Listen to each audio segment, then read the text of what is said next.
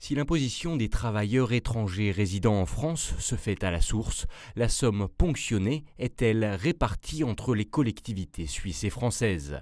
Près de 1 300 € par frontalier que le Genevois français tente aujourd'hui de récupérer en incitant tous les résidents à se régulariser.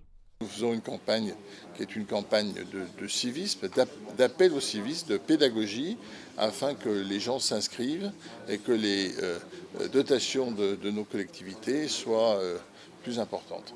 C'est absolument pas une chasse aux sorcières, puisqu'il n'y a aucune culpabilisation qui est mise en place. C'est un acte de civisme. Nous appelons les gens à faire volontairement des déclarations afin d'augmenter les ressources des communes et des interco et du département.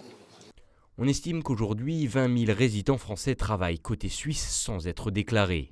Pour les toucher, une campagne de communication à grande échelle a été lancée.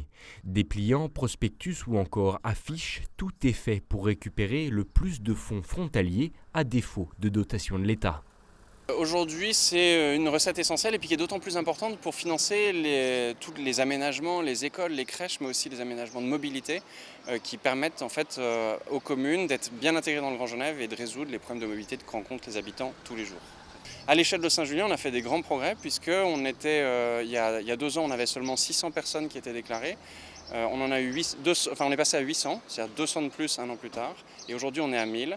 C'est un effort qui va prendre quelques années encore pour qu'on vienne à bout de ce phénomène.